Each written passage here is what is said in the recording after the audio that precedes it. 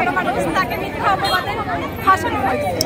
আর যারা ফাঁসাইছে তারা একদম মানে হচ্ছে কি বলবো, সুদখোর, আরো অনেক কিছুদের সাথে জড়িত, জুয়া খেলে, হ্যাঁ ক্যারাম মাস্টার।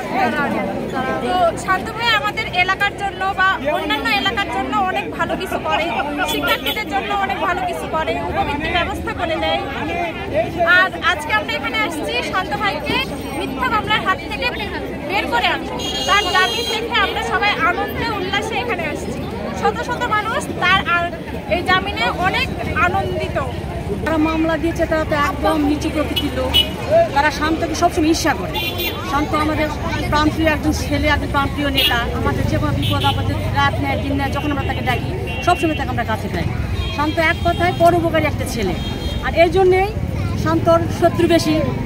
আর সবচেয়ে বড় কথা হলো শান্ত হচ্ছে বঙ্গবন্ধুর আদর্শ সৈনিক। আর এই তখন থেকে কেন্দ্র করে শান্তকে ঈর্ষা করে, তখন থেকে শান্ত কিছু লেগে আছে কীভাবে তাকে ফাঁসানো যায়। শান্ত বিভিন্ন সমাজের উন্নয়নমূলক কাজ করে, এর জন্য তখন থেকে তারা শান্তকে ফাঁসার চেষ্টা করছে। এটা একটা ষড়যন্ত্র করে তারা মিথ্যা মামলায় শান্তকে জড়িয়েছে। পরিকল্পিত মানে সুন্দর সূক্ষ্মভাবে পরিকল্পনা করে শান্তকে জড়িয়েছে দিয়েছে। এটা একটা মামলা। এই বিষয়ে আপনারা কি চাচ্ছেন? আমরা চাচ্ছি, আমরা আজকে শান্ত জামিন হয়েছে কিন্তু আমরা জামিন না, আমরা শান্ত না। আমরা চাই শান্ত সহ এবং শান্তর সাথে যে ছেলেগুলোর নাম দেওয়া আছে সবাইকে নিঃশর্ত মুক্তি। হুট করে একটা গ্যাঞ্জাম হয়েছে, হওয়ার পরে যে মিথ্যা মামলাগুলো দিয়েছে, যেমন চাঁদাবাজি বলেছে, মেলি অনেক কিছু বলেছে, আসলে এগুলো কিছুই না। গ্যাঞ্জাম হুট করে হতেই পারে সেগুলো যে মিথ্যা মামলা দিবে চাঁদাবাজ। আমরা জানা মতো চাঁদাবাজি কোনোদিন করে নাই, তবে মানুষের উপকারই করে বেশি। হ্যাঁ, এই আপনার এখানে যতগুলো লোক দেখতেছেন সবাই উপকৃত তার কাছে। আমার জানা মতো সে চাঁদাবাজ না বা খারাপ কিছু না, তার খারাপ কোনো কিছু আমি দেখিনি। হয়তো অল্প বয়সে একটু উগ্র মেজাজি হতেই পারে, সেগুলো এগুলো কিছু না।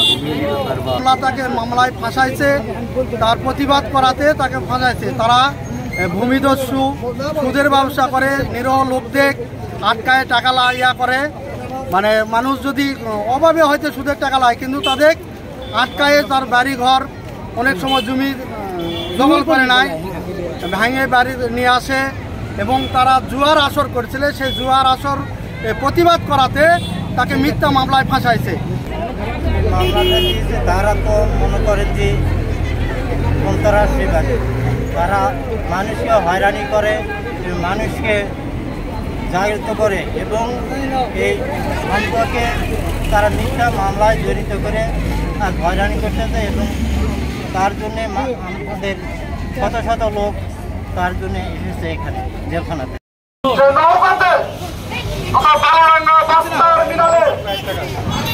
কোনো অন্যায় হতে দেওয়া যাবে না। আগামী দিনে মালডাঙ্গা বাস টার্মিনালে কোনো জুয়ার বোর্ড থাকবে না। আগামী দিনে মালডাঙ্গা বাস টার্মিনালে কোনো নেশা থাকবে না।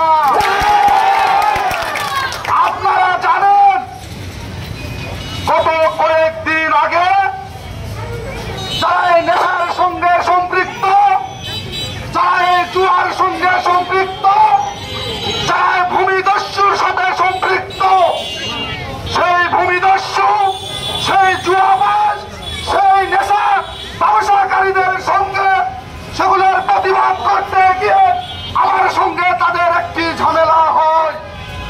আপনারা জানেন, প্রিয় এলাকাবাসী, আমি মোশাররফ হোসেন শান্ত, আমার পিতা বীর মুক্তি